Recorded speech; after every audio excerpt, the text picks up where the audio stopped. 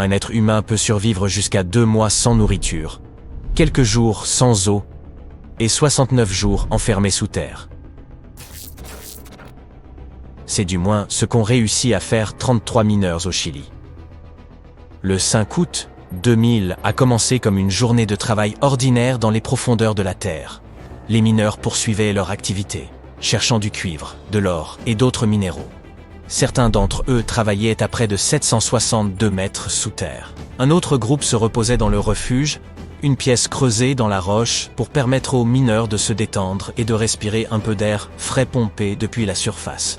Ils attendaient qu'une camionnette les conduise jusqu'en haut pour le déjeuner.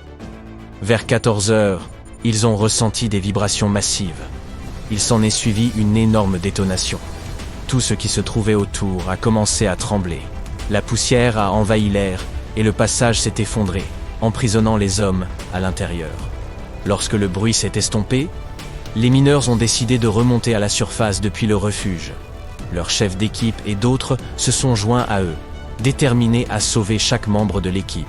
Dans les profondeurs, 2 mineurs étaient en train de charger des roches dans un camion lorsqu'ils ont ressenti une poussée de pression.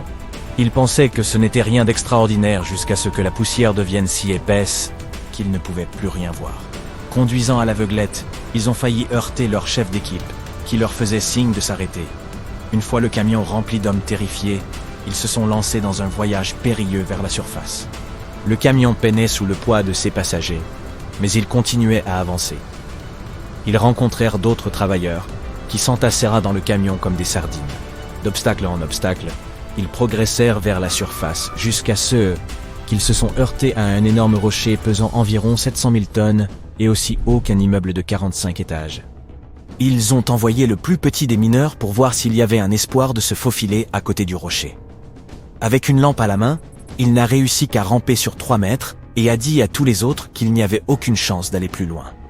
Certains des mineurs les plus âgés avaient déjà été piégés au travail, mais il s'agissait généralement de rochers qu'un bulldozer pouvait dégager en quelques heures. Cette fois-ci, c'était différent. Les mineurs n'avaient pas l'intention d'abandonner. Ils se sont donc séparés et un groupe a cherché des puits qui permettraient à l'air, à l'eau et à l'électricité de circuler dans la mine.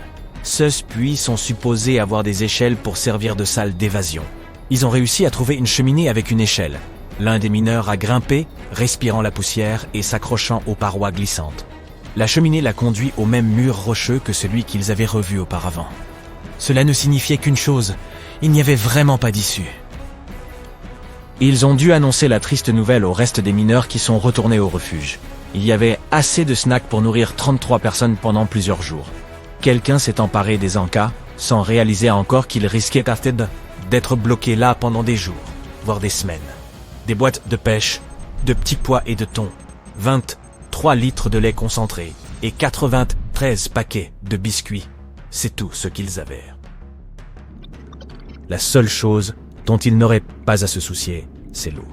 Il y en avait plus qu'assez dans les réservoirs voisins qui maintenaient les moteurs au frais. Toutes les connexions avec le monde extérieur, l'électricité, le système d'interphone, l'eau et l'air comprimé, ont été coupées. Les hommes qui travaillèrent au-dessus du sol en ce jour fatidique ont également entendu les explosions et vu le nuage de poussière devant l'entrée principale. Pendant que les mineurs s'installaient pour la première nuit dans le refuge, l'équipe d'urgence locale essayait de faire tout ce qui était en son pouvoir pour sauver tout le monde.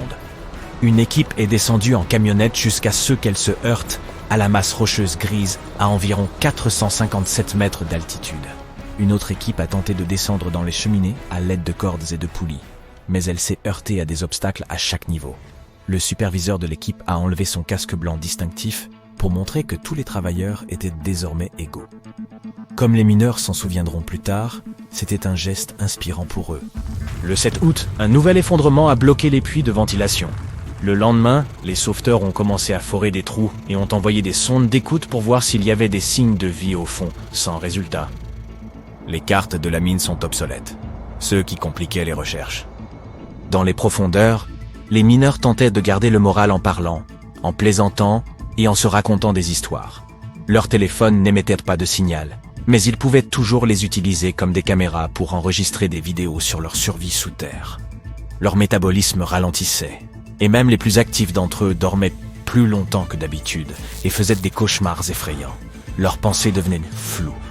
Ils ont passé 17 jours sans aucun contact avec le monde extérieur, ne mangeant qu'une fois tous les 2 jours. Certains mineurs ont commencé à avoir des problèmes de santé. Le 22 août, l'une des 30 sondes envoyées dans la mine a détecté des écoutes. Elle est revenue avec une note disant « Les 33 d'entre nous vont bien dans l'abri ».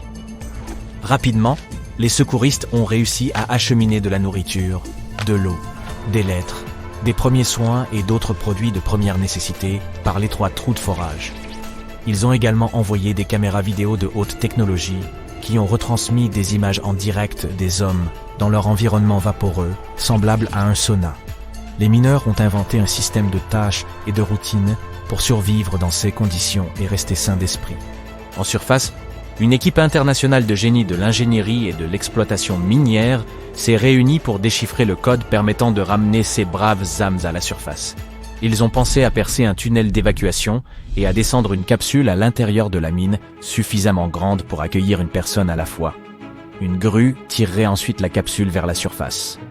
Ils ont apporté 3 engins de forage distincts sur le site et ont commencé à travailler le 30 août, soit 25 jours après l'accident.